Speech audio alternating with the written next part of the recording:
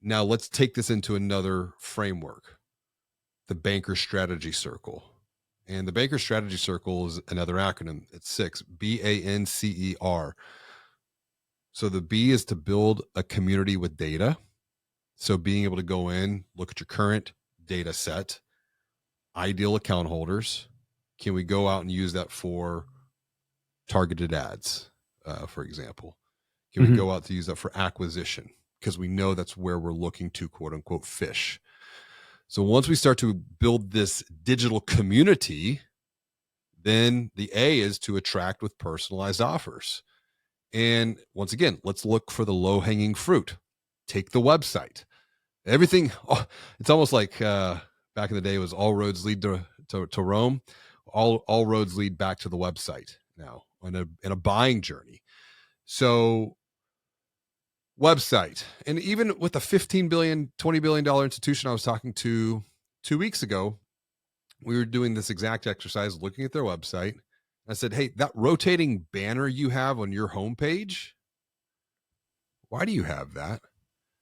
They said to let people know what our promotions are. So every person who visits your website, and they have over 1 million account holders, every person sees that exact rotating banner. Yes. It's not contextualized, is it? No.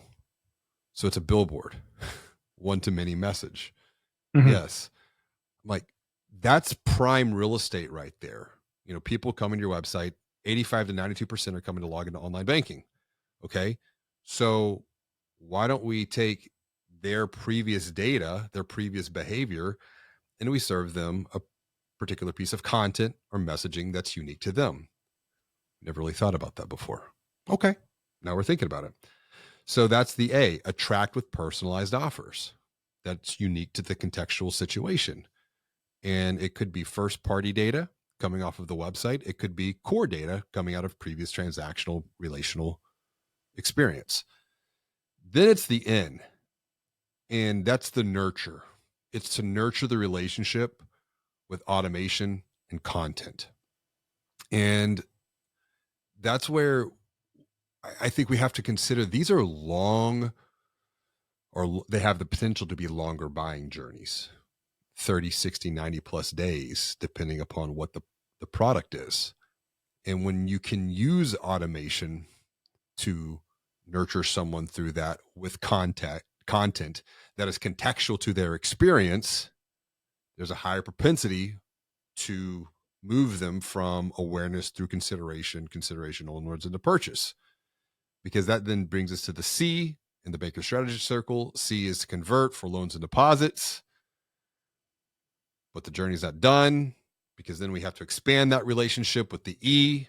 We expand the relationship by delighting them, hopefully within the first 90 to 100 days. Now it's contextual once again to who that person is, what product did they acquire, because I think a lot of even just onboarding is for new deposit accounts, new checking accounts. But what if you have someone who is already an account holder and they get another product? Are we reboarding to that new product? And from our experience and from our research, they're typically not. And so we're missing that opportunity to continuously make deposits into the trust fund that sits between their ears with contextual communication. And then finally, we have the R, which is to repeat the entire process with asking for the rating. So we're getting data on the experience. Leave a review, because that's going to then influence the buying behavior of others, whether that's in on Google or social or in an app store.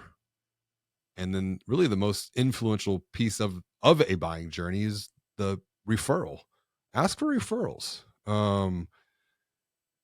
People still trust people, and you see that particularly in the lens of digital retail. There's a reason that digital referrals are powerful, because we're shortcutting the trust journey, because I know you. I'm going to take your word, and so you just shaved off X number of days, weeks, months into making a decision, because of the affinity that has already been built up over the context of time. So that's the banker strategy circle. And there's 6 of these stages. The complexity sets in when you take, okay, we have 6 stages. We have 5 products that we want to deploy this over with 3 different personas for each product. So you've got a 6 by 5, that's 30 possibilities. Then you add 3 different personas to that. Now, what is that? 6 times 5, 30. It's 150 potential pieces of quote unquote content in this matrix. And it becomes, at that point, it's so overwhelming. And I'm like, okay, let's bring this back. Let's focus on one piece of this for one product, for one persona that's going to drive the greatest. It's going to get you to that future goal state the fastest. Even if it's just even if we're just getting to get 10% of the way there, would you agree that 10% is better than 0%? Yes. Fantastic. Let's start there.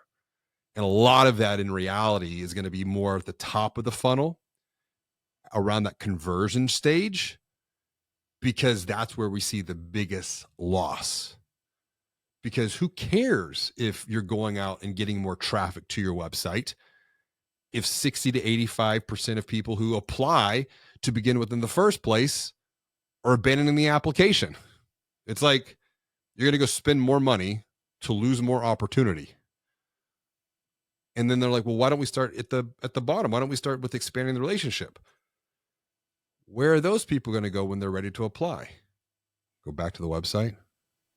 So when you start with that idea of fixing the conversion problem, that is going to solve problems at the top of the funnel, but also at the bottom of the funnel as well.